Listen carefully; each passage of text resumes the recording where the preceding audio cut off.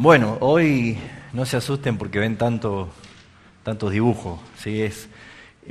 Lo que a veces nos hace falta es todo lo que tenemos en aprendizaje, poder hacerlo o verlo en un esquema, ¿eh? Sí, hay muchos ingredientes que no entran dentro de ese esquema, pero sí resaltar las cosas importantes. Porque el próximo martes vamos a tratar de ver un poquito más, identificar los tiempos en que estamos, ¿sí? Porque venimos hablando acerca de la escatología y como todas las clases hacemos hincapié, es resaltar que la Biblia solamente identifica dos tiempos, ¿sí? Este siglo y el siglo venidero. No hay más que eso. Y es el final del siglo presente con la venida de Cristo y el acontecimiento importante que se va a desarrollar, que es el juicio final. Y da inicio el Señor la etapa del siglo venidero, que es la vida eterna, de estar en gloria, ¿sí? Entonces, esta etapa, si nosotros podemos centrarnos únicamente en el esquema, hoy ya me extendí bastante hasta el principio, es poder entender esto, ¿sí? Este siglo es y siempre va a ser malo, así lo describe la Biblia. En este siglo conviven las dos clases de personas que existen, ¿sí? Los justos y los pecadores, o ilustrados como el trigo y la cizaña, las ovejas y las cabras, los que se van a salvar y los que se van a perder. En este siglo conviven, o sea, están juntos en este momento. Pero cuando Cristo venga por segunda vez y sea reunido todos los seres humanos para el día de juicio, va a acontecer la resurrección de todos. Todos los que están muertos van a resucitar, desde Adán hasta el último, para comparecer todos delante del gran trono blanco, que es el juicio final. Y allí es donde el Señor, como hemos leído en Mateo 25, Él se sentará en su trono a juzgar y va a dar dictamen de la sentencia final para todos los seres humanos. Ahí dice el Mateo 25, los justos irán a vida eterna y los impíos a castigo eterno. Entonces, ese es el inicio, ya la etapa eterna, donde ya no va a haber un pecador y un justo. Ya no va a estar compartiendo juntos en el mismo lugar los buenos y los malos, el trigo y la cizaña, no. Ya únicamente van a quedar viviendo con Cristo eternamente en una tierra nueva, en un cielo nuevo, los santos, ¿sí? O sea, la iglesia redimida. Pero es bueno entender que aún dentro de la iglesia tampoco no todos son salvos, ¿sí? Dentro de la misma iglesia hay muchos que están pero no son. Por eso es que Jesús dijo, en aquel día muchos me dirán, Señor, Señor, ábrenos. Y Él dirá, yo no los conozco. Entonces, lo que sí podemos entender nosotros es que ese día, que es el día del Señor, el día de la segunda venida, se marca como un día muy importante en la Biblia. Y está nombrado en las Escrituras como el día del Señor, el día del juicio, el día del fin, el día de Cristo, el día de la ira, el día de las recompensas. Hay muchas formas de mencionar de qué se trata ese día. También se lo nombra como el día postrero o el último día. Pero todo hace referencia al mismo día. Son distintos nombres que se le dan al mismo día, al mismo hecho, al mismo acontecimiento. Y ese día va a ser un día no que va a pasar desapercibido, como los que tienen escatología dispensacionalista o pretribulacionista, que ya hemos enseñado, de que muchos creen de que va a haber un rapto secreto, que la gente, hay muchas películas de esta, ¿no? Muchas cosas que se ven, la ropa allí tirada y los aviones que caen porque el piloto ha desaparecido y una serie de cosas. Hay unas películas que se llama Dejados Atrás, y hay otras más que se llama El Arrebatamiento, y una serie de películas que más bien están inspiradas en la ficción que en la Biblia. Entonces, no va a suceder tal cosa. ¿Va a haber arrebatamiento? Sí, ya dijimos que sí, creemos en el arrebatamiento porque la Biblia dice, el apóstol Pablo, que ese día va a haber un arrebatamiento de la iglesia. Nosotros, los que estemos vivos, seremos arrebatados juntamente con los que resucitan, ¿sí? Para recibir al Señor en las nubes. O sea que la función o la misión del arrebatamiento no es una estadía de un tiempo, de 7 años, como se interpreta, sino que es recibir al Señor en su venida y Él entonces se establece en su trono para comenzar el juicio. Pero no hay un rapto secreto, ¿sí? No hay algo oculto, no hay algo que la gente no sepa qué va a pasar. La Biblia dice que ese día todo ojo le verá. Todos, todo el mundo va a ser resucitado para ver ese gran día, lo que va a acontecer. Lo que hoy vamos a ver es un esquema que nos lleva a poder entender el tiempo, en el tiempo en que estamos viviendo. Entonces, por eso les pido a ustedes que presten un poquito de atención, porque voy a tratar de ser lo más claro posible. Y esto está esquematizado. Si nos vamos a acudir a la ciencia, de acuerdo a estudios geológicos, saca la interpretación de que la Tierra tiene miles de millones de años. ¿Sí? Habrán escuchado ustedes, es cuestión de poner National Geographic Channel o Discovery Channel o cualquier canal de ciencia.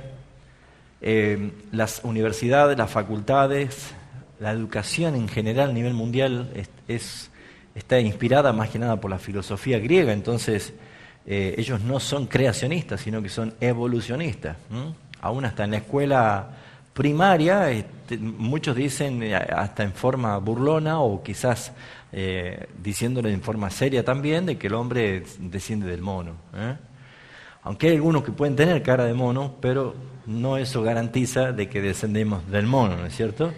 Pero lo que sí podemos ver que la Biblia no da ninguna de esas especulaciones, porque todo lo que puede decir Charles Darwin, todo lo que puede mostrar los distintos filósofos intentando poner sus ponencias, siempre se ha llamado teoría, ¿sí? La teoría de la evolución, la teoría de la gran explosión, o llamado el Big Bang. Pero las teorías son probabilidades, eso significa teoría. Pero la Biblia no abraza ninguna teoría, sino que la Biblia tiene una contundencia. Porque todos los libros de de interpretación científica, las presentan a la teoría como algo que en algún momento se podría llegar a comprobar. Cosa que con el correr del tiempo todavía no se puede comprobar que el hombre desciende del mono. Lo que sí podemos ver nosotros es que la Biblia nos enseña a poder abrazar una idea de creacionista. La idea creacionista nos hace referencia a lo que la Escritura dice. Y la Escritura claramente dice en Génesis, capítulo 1, dice, en el principio, ¿sí? Si ustedes ven capítulo 1, versículo 1, dice, en el principio encontramos una teoría de que Dios puede haber hecho los cielos y la tierra. ¿Así dice? Absolutamente no, así no dice. No dice que es una teoría, dice contundentemente, en el principio creó Dios los cielos y la tierra. Si tú no lo crees, problema tuyo. Pero Dios revela en su palabra de que Él es el creador de todas las cosas. Y de la nada, Él hizo todo. Porque lo hizo con el poder de su palabra. Entonces, hay un choque de interpretación cultural. Muchos cristianos que creen por la fe en la palabra del Señor tienen ciertos conflictos a la hora de llegar al punto de, por ejemplo, si Génesis capítulo 1 es literal, es real, es ilustrativo, es figurativo. Porque hay cristianos creacionistas y hay cristianos evolucionistas, aunque usted no lo crea. Sí, hay cristianos que se hacen una ensalada.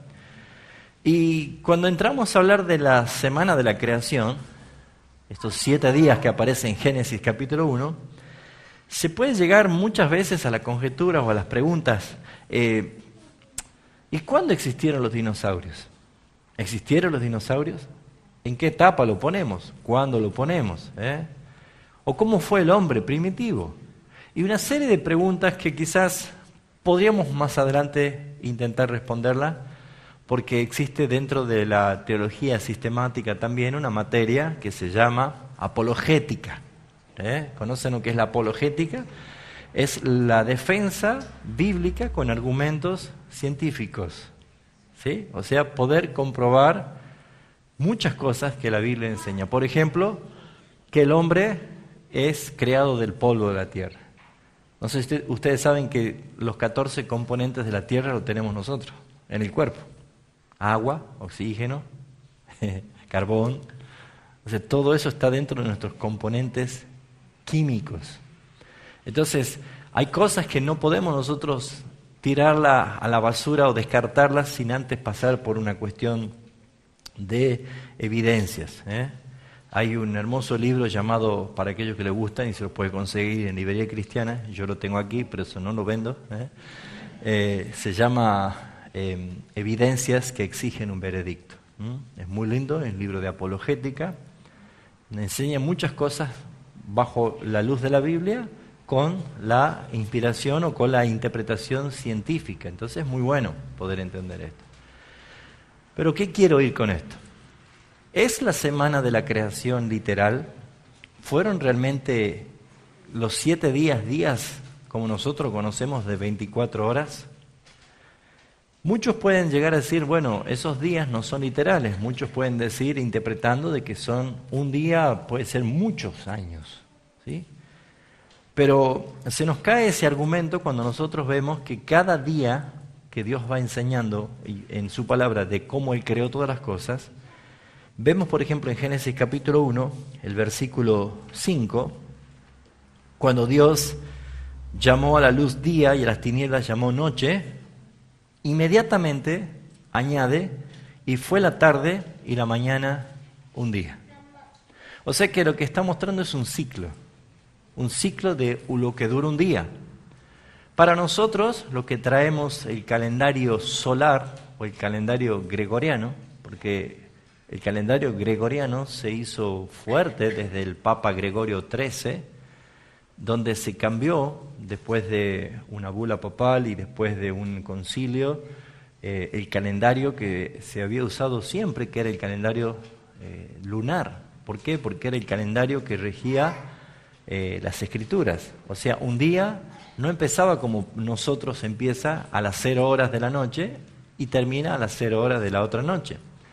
El día, según la escritura, comienza a la salida de la primera estrella, la tarde, el atardecer, antes del anochecer, ¿sí? O sea, el crepúsculo. Comienza allí el día y termina al otro anochecer, al otro crepúsculo. Entonces, lo que nosotros tenemos que ver, que no es un tema para hoy tampoco, pero el mundo entero se mueve por un calendario babilónico, ¿sí?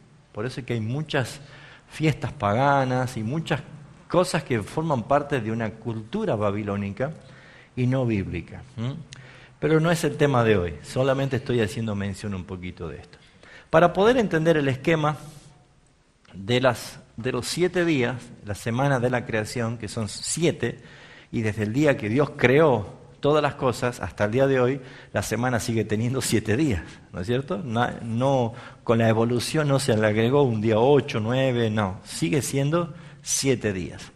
Entonces, en ese mismo esquema, lo hice acá abajo por una cuestión de espacio, pero nosotros podemos ver que la parte de arriba es el día y la parte de abajo es la noche. Entonces, para que se cuente un día, se toma el ciclo desde el inicio, ¿sí?, de la tarde, entonces se toma un día. Luego se toma el inicio del segundo día y da todo el ciclo. Cuando cae la tarde del otro día, es el segundo día. ¿Se entiende esto? Como para que tengamos una mejor idea y algo más gráfico. Nosotros, los que tenemos, los que estamos amoldados a este sistema que tiene una interpretación del día diferente a la cultura hebrea, nosotros contamos los ciclos desde el inicio, ¿sí? Por ejemplo, si yo cumplo hoy años, ¿sí?, yo digo, hoy estoy cumpliendo años. Entonces todos me saludan porque hoy es mi cumpleaños. Pero en realidad no estoy cumpliendo años, estoy iniciando mi primer día de ese año, que yo cuando llegue el año que viene lo voy a cumplir. ¿Se entiende esto? ¿Por qué? Porque es una cuestión cultural. El pueblo hebreo, los hebreos, ellos no cuentan como nosotros. Nosotros contamos así, 1, 2, 3, ciclos iniciados. Pero los hebreos cuentan para atrás. 1, ¿sí?, 2 son los ciclos terminados. Entonces, haciendo esta hipótesis del tiempo, podríamos entender por qué Génesis dice que el día primero es contado desde la tarde. Fue la tarde y la mañana el día primero. ¿Se entiende lo que estoy diciendo? ¿Sí? Empieza un día a la tarde. Entonces, yo creo que a todos nos conviene este tipo de interpretación porque tendremos un año menos de vida, ¿no es cierto? Seríamos un poquito más joven por lo menos. Así que, porque nosotros iniciamos y ya damos por cumplido, y quién sabe si de acá a una semana no lo cumplimos. Entonces, si yo nací, por ejemplo, el 31 de enero, que es el día de mi cumpleaños, si yo llega el 31 de enero, yo no puedo decir que estoy cumpliendo un año. Sí, estoy cumpliendo el año que acabo de terminar. Pero estoy iniciando un año, que el otro año decimos decir, ahora sí lo cumplí. ¿Se entiende por qué tenemos un año menos? Bueno, reteniendo esta enseñanza, esta base muy importante, vamos a ir nosotros a la semana de la creación. ¿Por qué? Porque es muy importante que nosotros veamos que en esos 7 días literales han sucedido cosas. Y no vamos a leer el capítulo entero, pero ustedes lo pueden leer después, pero van a darse cuenta que cada día ha ido aconteciendo algún hecho importante. La creación, ¿sí? La separación de la luz de las tinieblas, las aguas de las aguas, la separación de amontonando las aguas en un lugar y separando lo seco en otro lugar. Pero cuando llegamos al día 4, aquí Dios crea los astros mayores, el sol y la luna, y las estrellas, pero pone a los 2 astros mayores para que sirvan, dice, como señal para las estaciones. Veamos el versículo 14 del capítulo 1 de Génesis. Y dijo luego Dios, haya lumbreras en la expansión de los cielos, para separar el día de la noche, y sirvan de señales para las estaciones, para días y años. Y sean por lumbreras de la expansión sobre los cielos para alumbrar sobre la tierra, y fue así. E hizo Dios las 2 grandes lumbreras, dice la lumbrera mayor, para que señoree en el día, y la lumbrera menor, para que enseñorease en la noche, e hizo también las estrellas. Entonces, ¿qué vemos nosotros acá? Santo Dios, gracias. Que tenemos en el día 4, ¿sí? Si ustedes pueden ver, el 19 dice, y fue la tarde y la mañana el día 4, ¿sí? El 4.º día, y tomando el esquema de cuándo empieza un día y cuándo termina, para llegar a decir que fue el día 4, quiere decir que se cumplió el ciclo. Entonces, al final del día 4, se ha dicho, se terminó este día. ¿Se entiende esto? ¿Sí? Ahora, ese día Dios crea, vamos a hacer así, el sol y la luna. El sol como astro mayor, y la luna y las estrellas en el 4.º día. ¿Vamos bien hasta acá? Ahora, la Biblia responde a la Biblia. La Biblia enseña a la Biblia. La Biblia nos dice cómo debemos nosotros tomarla a interpretación, para identificar también los días y cómo se van desarrollando las cosas. Hay dos textos muy importantes para poder entender la semana de la creación. Si alguien puede buscar el Salmo 90, versículo 4, y otro que busque Segunda de Pedro, capítulo 3, versículo 8. Salmo 90, 4. Veamos qué nos dice la Biblia en cuanto a lo que es un día. Bien. Porque 1000 años delante de tus ojos son como el día de ayer que pasó, y como una de las vigilias de la noche. Ajá. 1000 años son como el día de ayer que pasó. Esa es la referencia del antiguo pacto en cuanto a entender que un día se lo interpreta bíblicamente como 1000 años. ¿Qué dice Pedro? Aquí no tiene. Segunda de Pedro, capítulo 3, versículo 8. A ver.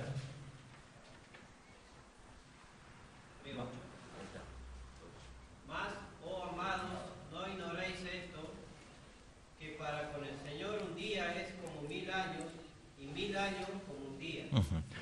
Aquí vemos nosotros que hay 2 versículos bíblicos que hacen referencia a la interpretación de un día.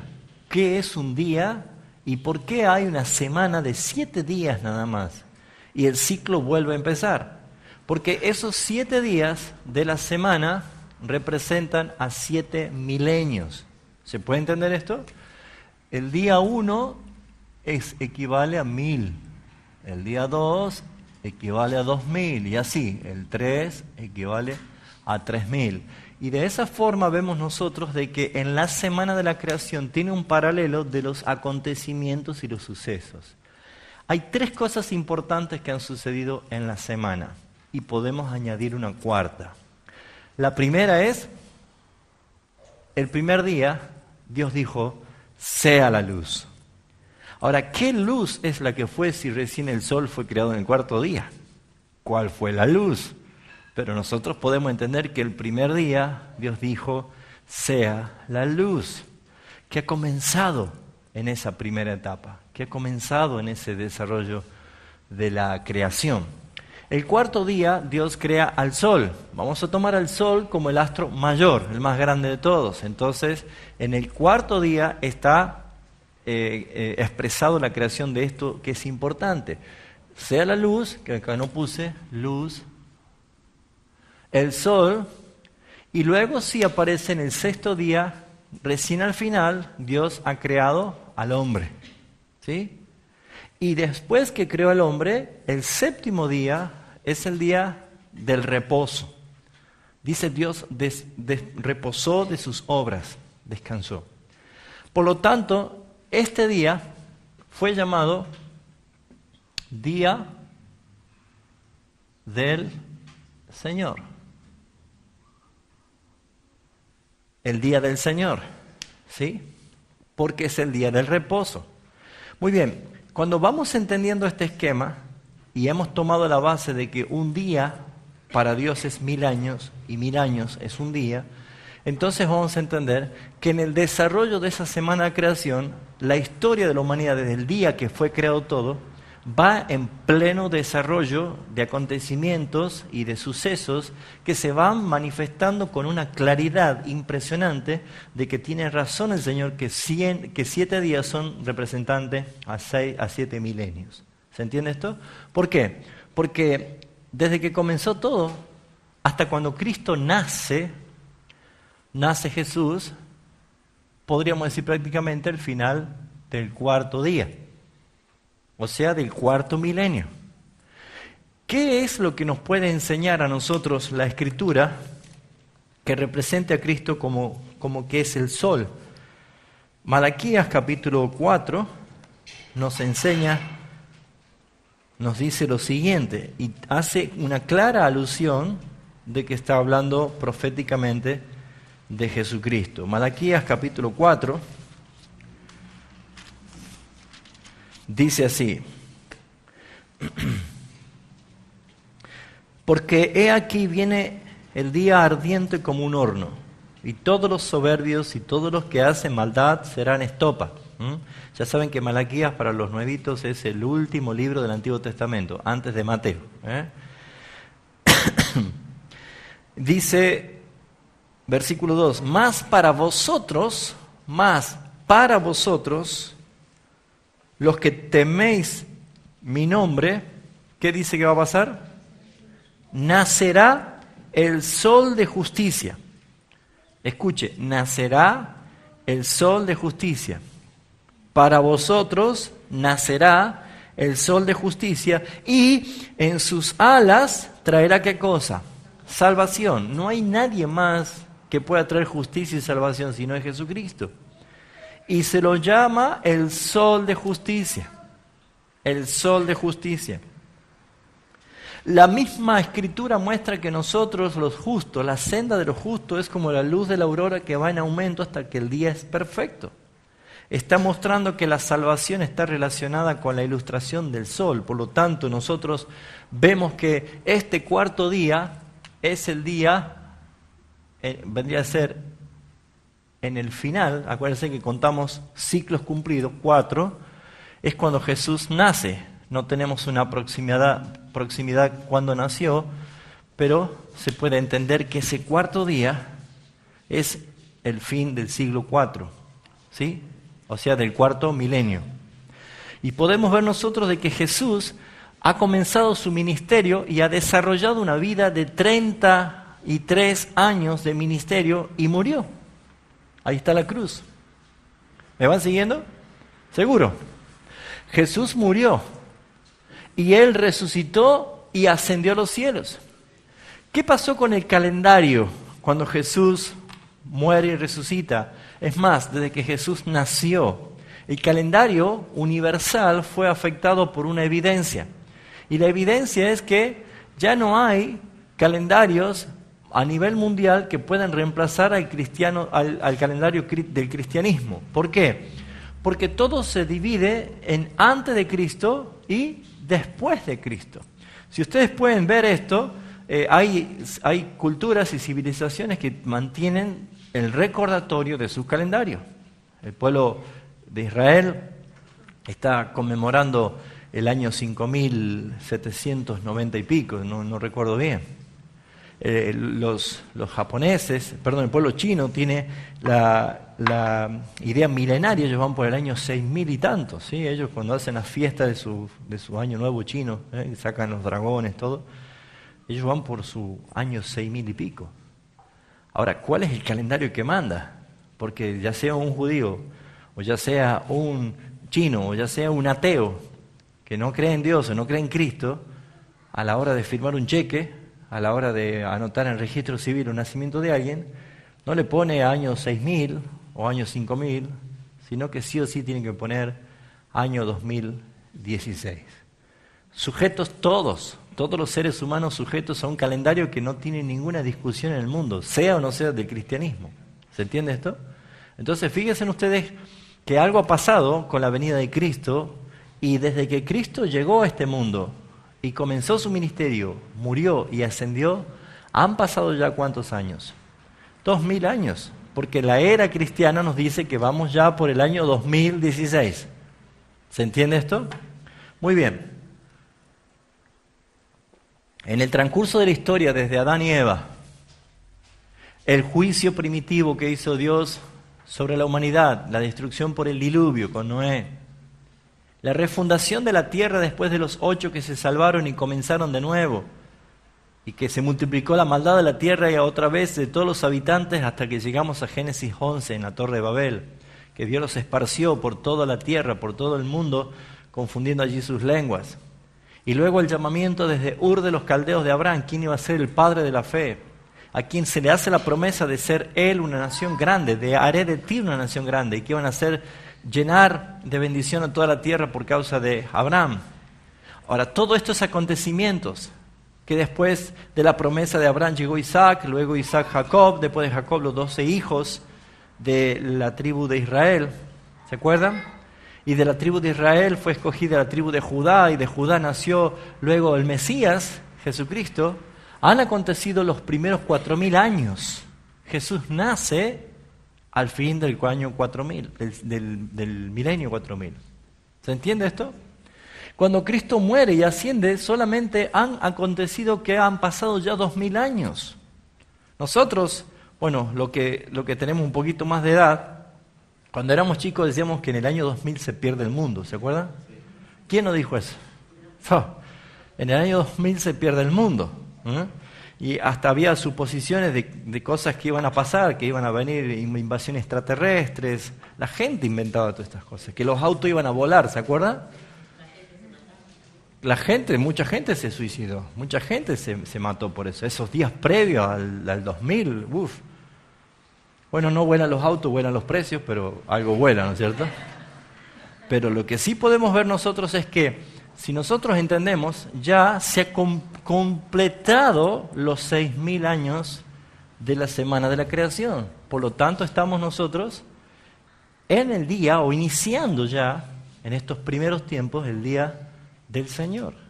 El día que Él va a introducirnos al reposo del Señor. Ahora, vamos a ver un poquito más acerca de esto, pero esta vez vamos a ver si en verdad son 6000 años. Y tendríamos que nosotros tomar la interpretación de algo que dijo Dios, y lo que Dios dice es verdad, ¿sí? Vamos a ir a Génesis, capítulo 6.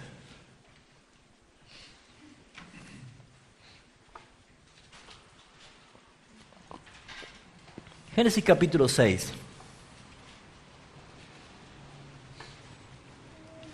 Dice el versículo 3. ¿Se acuerdan ustedes que Dios decide poner fin a todo ser viviente por causa del pecado? Y Dios dice esto, versículo 3. No contenderá mi espíritu con el hombre para siempre, porque ciertamente él es carne, mas serán sus días 120 años. Diga conmigo 120 años. Bueno, nosotros leemos literalmente y decimos, ¿cuántos días va a vivir el hombre? 120 años, según lo que dice literalmente. Pero ¿qué son los 120 años? Tiene que haber algo que la Biblia nos revele o nos enseñe, nos muestre qué son esos 120 años. Porque si podemos ver así, podríamos preguntarnos si hay alguna hipótesis o algo que nos lleve a nosotros a suponer de que estos 120 años son literales o quieren decir algo para que tomemos en cuenta. Hay dos interpretaciones que se perfilaron como ser o que querían demostrar que tenían peso para interpretar esto, pero las dos cayeron en el descrédito por los mismos fundamentos bíblicos. La primera hipótesis dice que que quiso decir Dios que el hombre solamente va a vivir 120 años. Algunos toman la idea de que esto era una advertencia prediluviana de cuánto tiempo Dios le daba la oportunidad a los pecadores de arrepentirse mientras que Noé terminaba el arca. En otras palabras, estaban diciendo, Noé demoró 120 años a hacer el arca. Entonces esos 120 años tenían la oportunidad de arrepentirse, pero no se arrepintieron. ¿Será que Noé realmente demoró 120 años para edificar el arca? Veamos lo que dice la Escritura.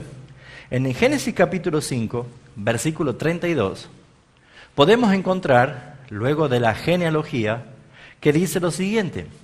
Y siendo Noé de 500 años, ¿cuántos años tenía Noé?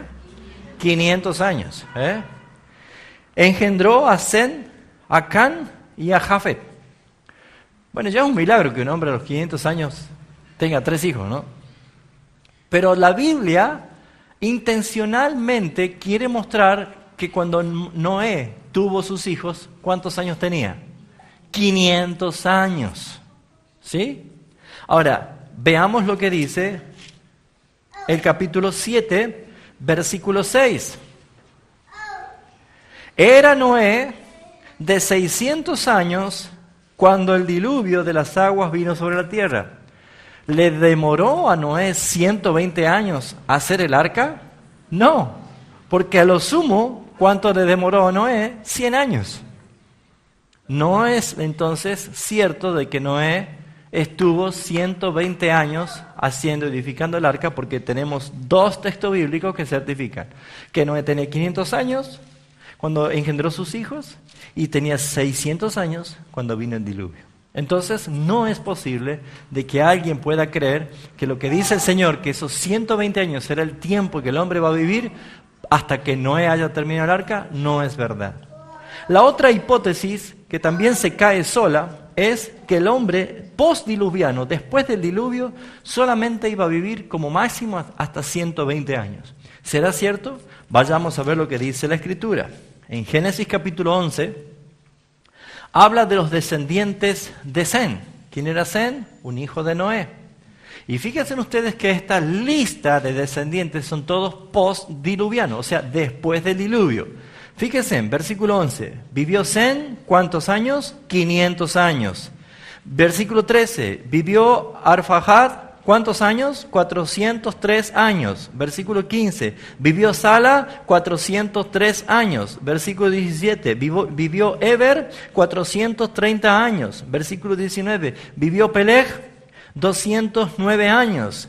Versículo 21, vivió Reu, 207 años. Como verán ustedes, todos estos sobrepasaron 120 años. O sea que tampoco es esto. Cuando Dios dice, el hombre va a vivir 120 años, ¿a qué se está refiriendo? Deberíamos nosotros tener algo que la Biblia nos muestre como un reloj para entender el tiempo. Y en el tiempo, para un reloj, ¿qué necesitamos? Necesitamos los números. 12, 1, 2, 3, 4, ¿sí? ¿Y qué más? Y las agujas. Necesitamos los números y las agujas. Muy bien, si la semana de la creación, si la semana de la creación, nos muestra 1, 2, 3, 4, 5, 6 y 7, porque son 7 días, deberíamos nosotros intentar ver, ¿se me enganchó algo acá? Tendríamos que intentar ver nosotros qué nos dice la palabra en cuanto a estos días. Ya tenemos nosotros 7 días. Lo que tenemos que ver ahora es cómo sacamos nosotros la cuenta para entender en qué tiempo estamos si realmente son así, como dice la Escritura. ¿Habrá algo que nos enseñe esto? Sí, en Levíticos capítulo 25 encontramos algo muy importante que no es para pasarlo por alto. El gran problema de la iglesia evangélica actual es que se ha divorciado del Antiguo Testamento. Y creen que el Antiguo Testamento es para el pueblo judío. Entonces yo no tengo nada que ver con las prácticas, las costumbres, las fiestas y todas las cosas que hace referencia al pueblo judío. Pero debemos entender, mis hermanos, de que toda la Escritura es inspirada por Dios y es útil para enseñarnos. Entonces todo lo que dice es bueno para nosotros y es bueno para poder comprender. En el capítulo 23 habla de 7 fiestas solemnes del Señor. Pero el capítulo 25 habla del año de jubileo. ¿Escuchó hablar esa palabra, jubileo? La palabra jubileo tiene una gran significancia en este caso. El capítulo 25, versículo 9, usted puede leerlo todo el capítulo, va a encontrar lo que significa el jubileo. Dice el versículo 9, entonces harás tocar fuertemente, ¿qué cosa? La trompeta. Diga conmigo, trompeta. ¿Qué hay acá en escena? Una trompeta. El jubileo se manifiesta con el sonido de una trompeta. Es el sonido largo, prolongado de una trompeta. La gente al escuchar esa trompeta sabe que empieza jubileo. ¿Saben que nosotros vamos a escuchar una trompeta? Una gran trompeta. ¿Cuándo será ese día? Cuando venga Cristo. Ahora, ¿qué significa jubileo? ¿Para qué es el jubileo?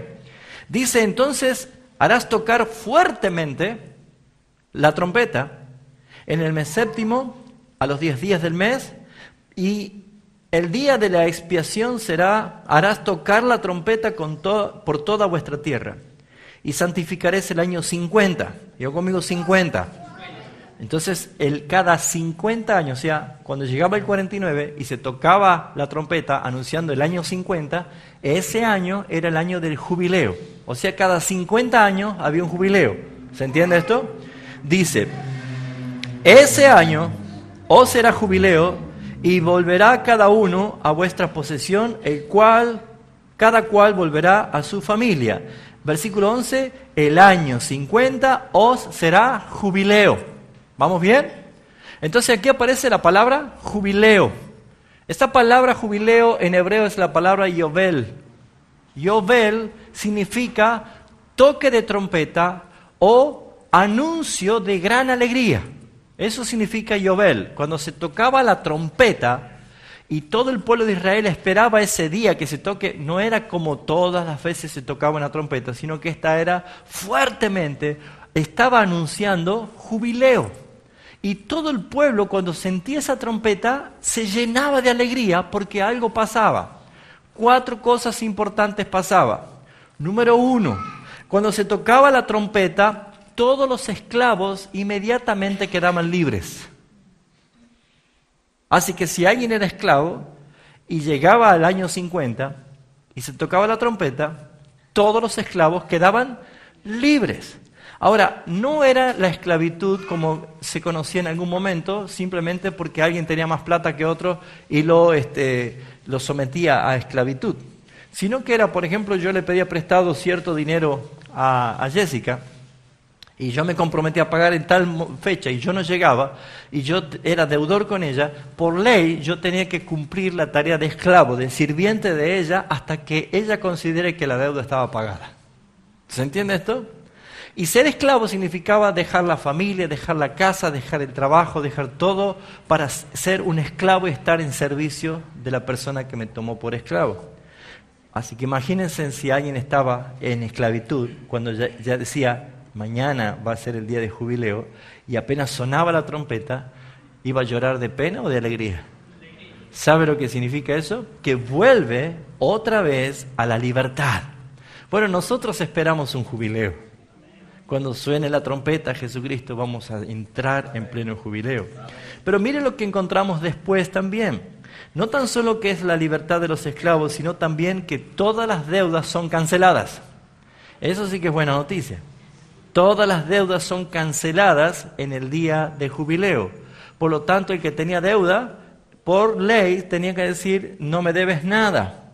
Entonces, nosotros también éramos pecadores y deudores ante el Señor, pero Cristo es nuestro jubileo y nuestras deudas han sido canceladas. Lo que también sucede, y es muy importante notar, es que cuando llegaba el año del jubileo, era la restauración de todas las cosas. Como vemos que dice el versículo 10, y volverá cada uno a vuestra posesión. ¿Qué quiere decir? ¿Qué sucedía? Sucedía que si alguien tenía un campo arrendado, una tierra arrendada, si tenía algún edificio prestado a alguien, o alguien le había quitado ese lugar, cuando llegaba el jubileo, por ley volvía todo a su dueño.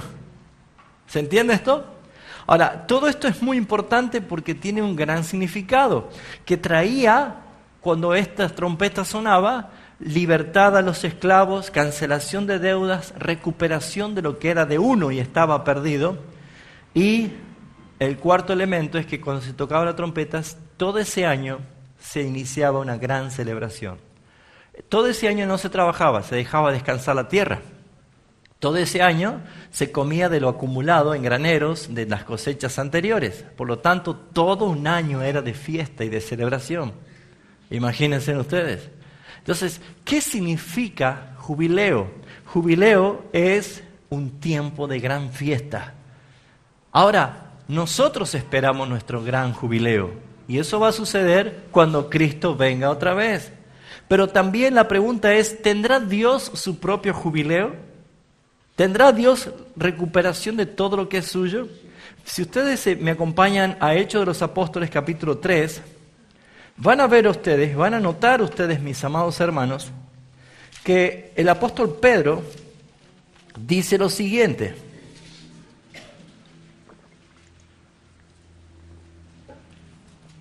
Refiriéndose a Jesús, nuestro Señor, dice Hechos de los Apóstoles capítulo 3, 20 y 21.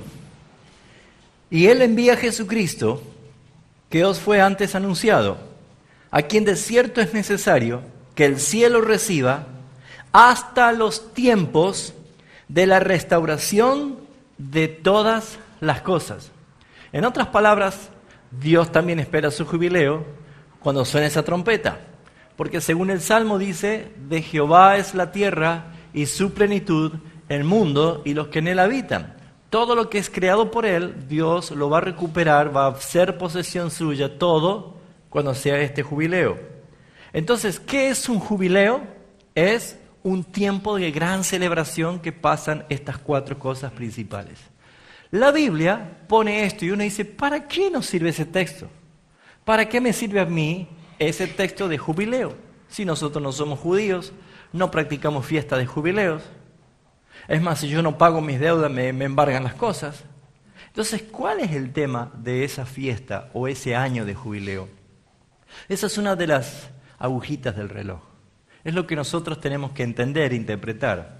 Porque, como hemos leído en Génesis capítulo 6, versículo 3, Dios dijo, no contenderá mi espíritu con el hombre para siempre, porque él ciertamente es carne. Y será sus tiempos, su vida, sus años, solamente 120 años. Entonces, la palabra clave aquí es la palabra años. Ya tenemos la palabra jubileo. ¿Cuánto dura un jubileo? 50 años. Y la palabra años es la palabra hebrea shana. Shana. Y esa palabra Shana, de la traducción hebrea, significa un ciclo repetitivo. Ciclos repetitivos, eso significa Shana. Entonces aquí ya tenemos las dos agujas del reloj. Si tenemos nosotros los 7 días de la creación, y dice el Señor que solamente el hombre va a vivir en esta tierra 120 años, deberíamos entender que está diciendo que el hombre va a vivir 120 jubileos. ¿Se entiende esto? Entonces, 120 jubileos, que ¿cuánto dura un jubileo? Por 50, a ver los matemáticos, ¿cuánto es 120 por 50? ¿600? Es 6.000. Entonces, ¿cuántos años dice Dios que va a vivir el hombre en la tierra? 6.000 años. Pregunta, ¿se han cumplido los 6.000 años ya? ¿Sí? ¿En qué tiempo estamos? Estamos nosotros caminando el séptimo día, que es el día del Señor, el día del reposo. No es esto para andar especulando cuándo va a ser el día, la fecha, la hora, solamente es para saber reconocer los tiempos. Porque si nosotros nos preguntamos, ¿estamos en tiempo final? Bueno, el tiempo final ha comenzado desde que Cristo ascendió, pero ¿realmente estamos muy cerca del fin? Sí. Por eso es que la orden de la iglesia es: no te duermas, no cabecees, no te distraigas. Estén sobrios, estén atentos, estén despiertos. Porque nadie sabe el día ni la hora que va a venir el Señor. Porque Él vendrá, y dijo Él, como un ladrón en la noche. Y las señales son claras, porque estamos viendo acá que esos 120 años, 120 ciclos de 50 son 6.000. Entonces, claramente encontramos que estos 6 días de la creación son los 6 días que están mostrando estos 6 milenios que ya han acontecido. Y esto es muy clave.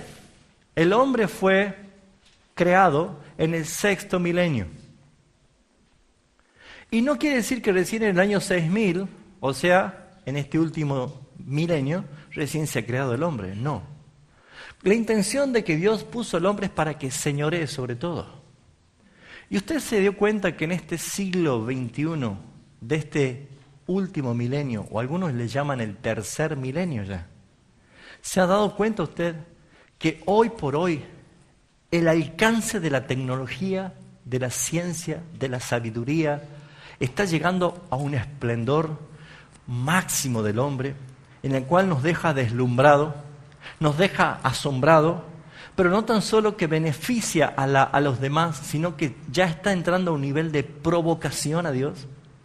¿Se ha dado cuenta que el nivel del hombre ha empezado a reemplazar, a sustituir ni más ni menos a Dios? Hermanos míos, si ustedes quieren comprobar esto, lo que nosotros vivimos en pleno siglo XXI, porque para nosotros estamos adaptándonos recién al siglo XXI, nosotros somos, creo que estamos todos acá, nosotros somos del siglo pasado, mis hermanos. Así que no fanfarroneen con la edad. Nosotros somos del siglo pasado, ¿sí o no? A ver, levanta la mano que son del siglo pasado. Entonces, hoy nos estamos adaptando a una tecnología. Nos estamos adaptando a un mundo virtual, hermanos. ¿Sí o no? Ahora, ¿saben que la omnisciencia del hombre se llama Google? Lo que usted quiera preguntar en Google, usted escribe y tiene opciones, tiene respuesta, porque es la omnisciencia del hombre. El hombre se está haciendo autosuficiente. El avance de la ciencia, de la tecnología. Hay muchos hermanos que a lo mejor no están quizás muy empapados, como hay otras personas que a nivel tecnológico es impresionante. No sé si ustedes pueden ver, cada tanto pueden pegar una mirada los canales de ciencia o esos Discovery. Habrán visto ustedes, por ejemplo, la robótica cómo ha avanzado. Es impresionante. Hay robots que caminan como humanos hoy en día, que administran la casa como cualquier otro. Cuando me tocó viajar a Colombia, estuve en una casa que la heladera era inteligente. La heladera sola hacía la compra y se autoabastecía y se debitaba el precio de lo que hacía falta de mercadería. O sea, los dueños no hacían nada. La heladera hacía todo. Estaba conectada a un mall, a un Carrefour, a un shopping, y la heladera, cuando sola veía que faltaban ciertos elementos que estaban todos programados, ella sola hacía el pedido y venía a traerle y solo hacía el débito y entonces el dueño no hacía nada, la heladera. Fíjense ustedes, aparte hoy tenemos imágenes oleográficas. ¿Saben lo que son las imágenes oleográficas? ¿Sí? Es una secuencia de iluminación lumínica, valga la redundancia, de puntos, píxeles, que hacen una figura que ya no es ni siquiera tridimensional. ¿Sí? Ya entramos en la cuarta dimensión. Es como que acá estamos viendo a una persona, pero que está en Hong Kong, no está acá. Pero la vemos nosotros en su forma de ser, estar. Es una imagen impresionante. O sea que ya estamos entrando a un terreno donde el hombre está potencializado. Pero no es tan solo el avance de la sabiduría y de la ciencia, sino la intencionalidad del corazón. Porque ¿qué dijo Jesús en Mateo 24?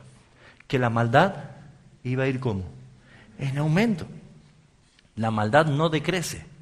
Puede decrecer cualquier otra cosa, pero la maldad del hombre no va a decrecer, sino que va en aumento, cada vez más y más y más. Y cada vez que el hombre explora más el campo científico, tecnológico, el arte, la música, se va a dar cuenta de que el hombre está haciendo daño a la misma creación. El afán y el egoísmo por las riquezas ha hecho de que el planeta Tierra esté escaseando el agua, la comida, el gas, el combustible. Usted se habrá dado cuenta, la tala indiscriminada de árboles, los bosques están totalmente talados y todo eso está cambiando el ecosistema, todo eso está haciendo que cambie el clima, la naturaleza. O sea, hay muchas cosas que son consecuencias del hombre. ¿Se da cuenta? O sea que mayor avance de conocimiento, más peligroso es. ¿A dónde quiero llegar con todo esto? Que en pleno siglo VI, donde el hombre se está manifestando como lo que realmente está profetizado que iba a suceder. Si vamos nosotros a Apocalipsis capítulo 13, ustedes van a encontrar allí que habla de la bestia. La bestia.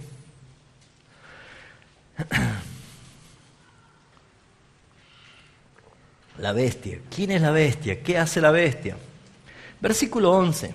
Vamos a ver un poquito acerca de esto. Ya saben que la regla de interpretación apocalíptica no es literal, sino es figurativa, simbólica, ¿sí?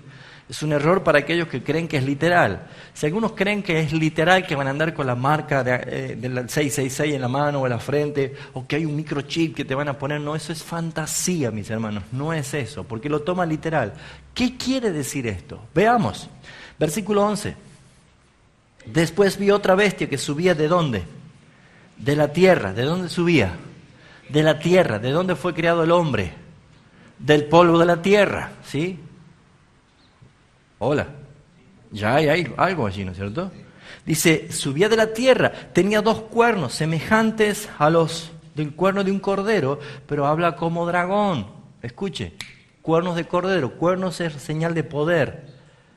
Tenía cuerno como de cordero, pero habla como dragón.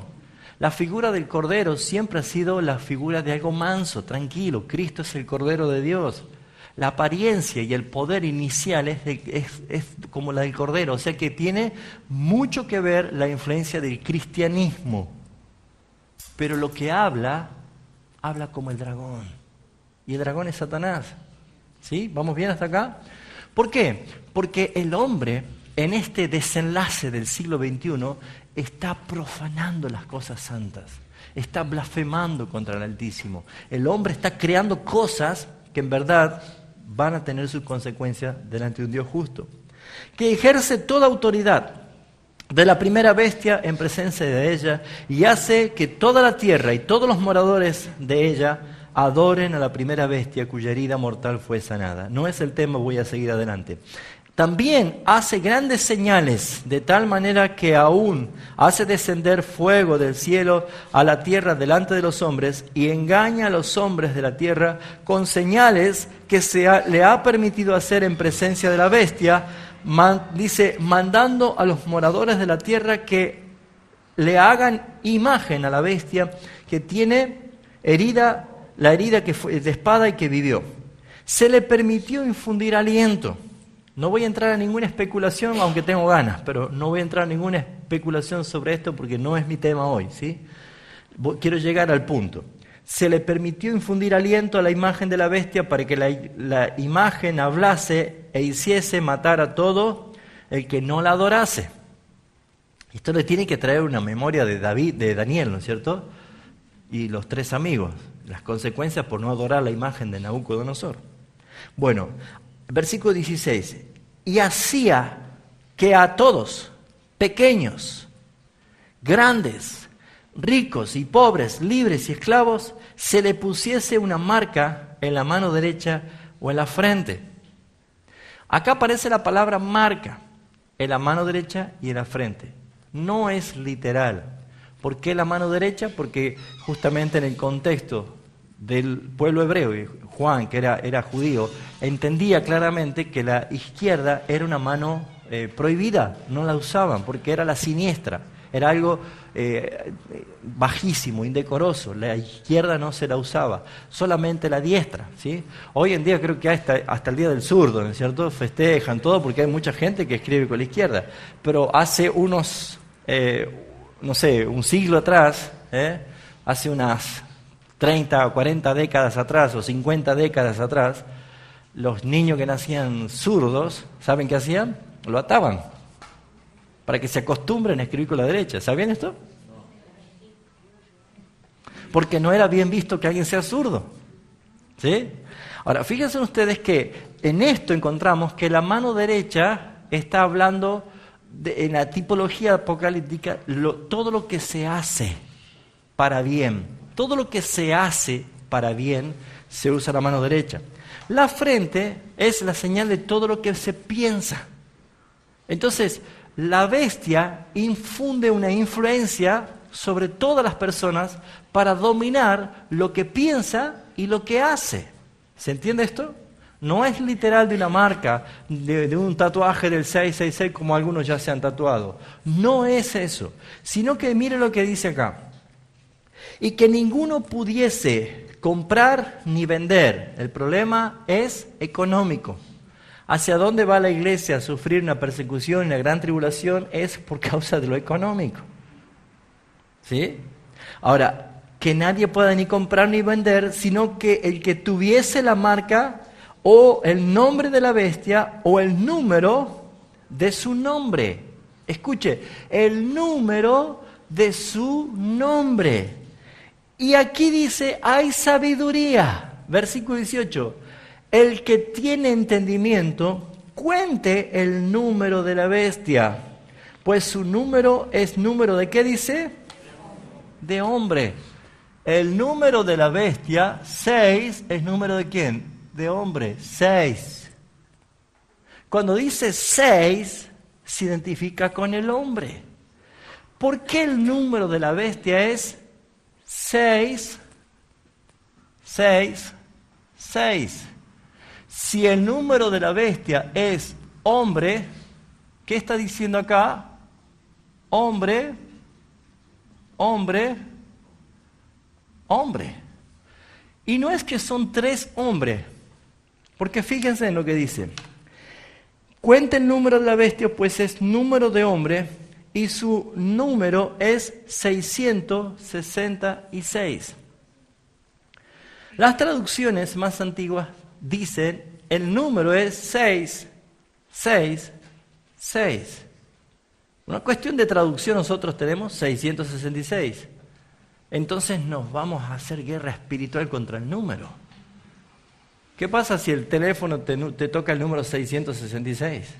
¿Te habrá tocado o no? Por ahí paso raspando, como se dice. O si te compras la casa de tu sueño y la casa dice 666. ¿Vio que se pone mucho el énfasis en esto? El Nuevo Testamento está escrito en griego. Oh, me olvidé la hora. El Nuevo Testamento está escrito en griego.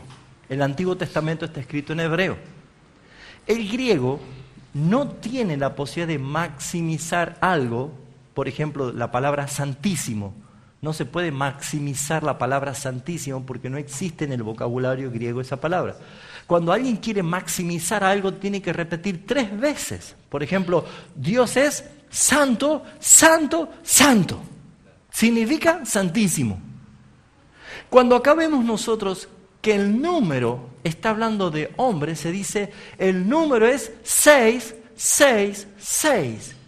Y lo que está diciendo es que antes que venga justamente Cristo, va a encontrar este mundo con las características de hombre, hombre, hombre. Ese 666 está diciendo que el hombre, igual que en Génesis capítulo 6, que habla del hombre, y curiosamente en el versículo 6, que dice que Dios se arrepintió de haber hecho al hombre. Hola. Coincidencias, casualidades no existen, hermano. Pero ¿qué encontramos aquí? Que cuando Cristo venga por segunda vez, ¿cómo va a encontrar este mundo? Como en los días de Noé. Como en los días de Noé. Así lo dijo Jesús. Como en los días de Noé. Y todos se van a ver qué ha pasado con Noé y se van al arca y se olvidan de que en los días de Noé Dios dijo, me arrepiento de haber hecho al hombre. El hombre no va a vivir más que 120 años, 120 jubileos, 120 ciclos. ¿Puede entender, hermano, que estamos parados en la cornisa del advenimiento de Cristo? ¿Qué te motiva al saber que Cristo puede venir en cualquier momento? ¿Qué te parece? Alerta, prepararte. Porque ¿qué dice la enseñanza? Que Dios es un juez justo. Que Él vendrá a dar el pago y la recompensa a cada uno según sus obras. Por lo tanto, lo que estamos viendo aquí nosotros es que hay un Dios que ha mostrado claramente en las Escrituras de que Él va a volver. Cristo dijo, yo me voy, pero vendré otra vez. Juan capítulo 14. Por lo tanto, mis hermanos, lo que podemos ver nosotros es que este 666 es la conducta del hombre que va a tener en este tiempo final. ¿Y qué es lo que corre el hombre detrás de este mundo en el tiempo final? ¿Detrás de qué? Solamente el dinero. Hasta hay iglesias que se dicen cristianas y que su Dios es el dinero. ¿Sí o no? Porque tiene cuernos como de cordero, pero habla como dragón. ¿Entiende esto? Dice que tiene poder de Cristo. Por eso es que te venden milagros, te venden sanidades, te venden prodigios, te venden éxito, porque tienen los cuernos del cordero. Quiere decir, te prometen poder de Cristo. Venga, traiga a su enfermo, traiga a su muerto. ¿Por qué si tiene tanta seguridad no se va al cementerio y lo resucita todo? O si tiene tanto poder y tanta seguridad, ¿por qué no se va a una clínica de oncología, al hospital de niños nomás, y haga una buena tarea allí? Pero lo que pasa es que detrás de ese venga, tome y lleve, está esto. Porque lo que dice usa el poder del Cordero, pero está hablando como dragón. ¿Se entiende, mis hermanos? No quiero... Me olvidé del jugo.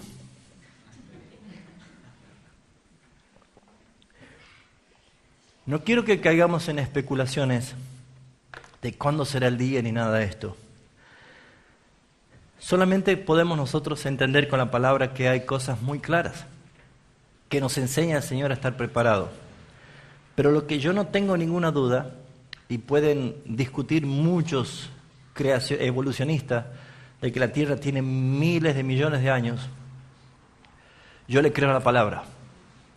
Y aunque este sistema mundo dice que las evidencias científicas hay miles y millones de años y mucho más hasta que fue la explosión del Big Bang, mis hermanos, la Biblia nos muestra que solamente hay 6.000 años. Porque Dios lo dijo. Solamente serán los tiempos del hombre en esta tierra 6.000 años.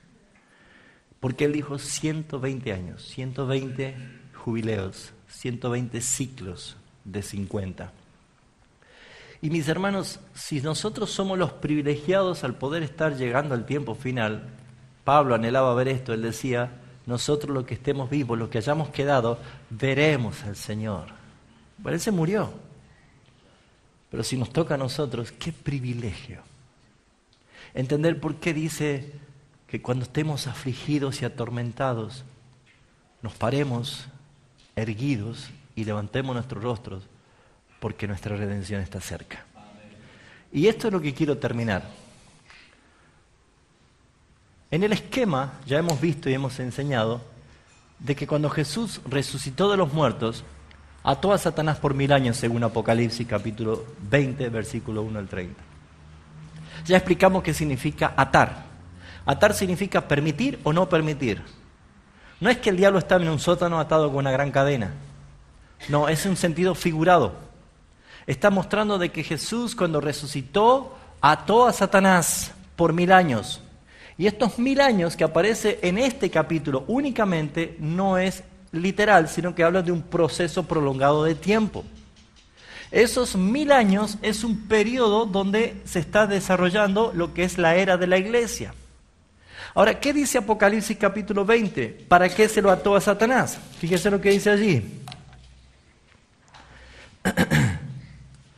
Dice el versículo 1, vi un ángel que descendía del cielo con la llave del abismo y una gran cadena en la mano, y prendió al dragón, la serpiente antigua que es el diablo y Satanás, y lo ató por 1000 años. Y lo arrojó al abismo y lo encerró y puso su sello sobre él. Ya dije que no es cualquier ángel, porque ningún ángel tiene su sello. Este es Cristo, ¿sí? Cuando Él descendió, cuando Él vino por primera vez, murió y resucitó, Él es el que ató al diablo. ¿Y qué hizo? Para que no engañase más a las naciones. Muy bien, ya expliqué esto, ¿se acuerdan? Que el diablo existe, está suelto, tiene poder y hace todo lo que quiera, pero lo que no puede hacer Satanás mientras Cristo no se lo permita es engañar. Porque ¿qué es la oscuridad? Es la ausencia ¿de qué? De la luz. ¿Qué es el hambre? La ausencia ¿de qué? De la comida, del alimento. ¿Qué es el frío? La ausencia del abrigo, del calor. Ahora, ¿qué es el engaño? La ausencia de la verdad. Y yo me pregunto, ¿no vino nunca la verdad de este mundo? Porque hay alguien que dijo, yo soy la verdad. Mire, nadie le hizo la pregunta más importante que se le puede haber hecho a Jesús que Poncio Pilato. ¿Qué le dijo Pilato? ¿Qué es la verdad? Hermanos míos, Agustín de Hipona se convirtió porque él perseguía a la verdad y quería encontrar la verdad. Y el obispo Ambrosio le dijo, tú nunca vas a encontrar la verdad te hallará a ti, porque el que estás perdido eres tú. Cristo es la verdad. Y porque Él vino, Satanás no puede engañar porque la verdad está. Y Jesús cuando se fue no se llevó la verdad, sino que Él equipó a una iglesia, a los santos, y le dijo, por tanto, id y lleven la verdad, enseñándoles todas las cosas que yo les he mandado. Mientras la iglesia esté aquí, la iglesia tiene en su palabra la verdad, el poder de Cristo en la palabra, que es la verdad. Pero antes que venga el día del Señor, Satanás va a ser suelto por un breve momento y va a guerrear. Este es el proceso que se llama periodo de gran tribulación. Muchos dicen, la iglesia no va a pasar de tribulación porque ya viene el arrebato y nos vamos. Eso no dice la palabra. La gran tribulación es justamente para la iglesia. ¿A quién va a perseguir Satanás? ¿A los que son de él? No. Va a perseguir a los que son justamente la amenaza que él tiene. Pero fíjense, mis hermanos, que eso va a ser un breve tiempo. Dice el versículo 7, cuando los 1000 años se cumplan, Satanás será suelto de su prisión y saldrá a engañar a las naciones que están en los 4 ángulos de la tierra, Gog y Magog, a fin de reunirlos para la batalla, y su número de los cuales es como la arena del mar. Y subieron sobre la anchura de la tierra y rodearon el campamento de ¿quiénes? De los santos, y de la ciudad amada. Y de Dios descendió fuego del cielo y los consumió. Y el diablo que los engañaba fue lanzado al lago de fuego y de azufre. Esta es donde está la bestia, el falso profeta, y serán atormentados día y noche por los siglos de los siglos. Por eso, mis hermanos, todo lo que estamos enseñando no es otra cosa más que ubicarnos en la Escritura, para evitar que uno abrace o escuche cosas que más suenan a ficción. Es muy clara la palabra. Por lo tanto, debemos nosotros estar preparados. Debemos estar afianzando nuestra fe en Jesucristo. Debemos fortalecernos de tal manera que no caigamos. Debemos nosotros ser los que pregonan la verdad de Jesucristo. Y en otras palabras, hay que dejar de amar al mundo. Hay que dejar de coquetear con el pecado. Hay que dejar de caer con las redes y las trampas que nos distraen y poner nuestra mirada en Jesucristo. Es el autor y consumador de nuestra fe. Así que, mis hermanos, yo no sé usted, pero yo espero ese jubileo. Yo espero ese toque de trompeta. Porque cuando sea esa trompeta que se escuche en todo el mundo, como dice Mateo 24, aparecerá el Hijo del Hombre viniendo en las nubes, con gran poder y con gran gloria, y reunirá a sus escogidos de los 4 extremos de la tierra para estar para siempre con Él.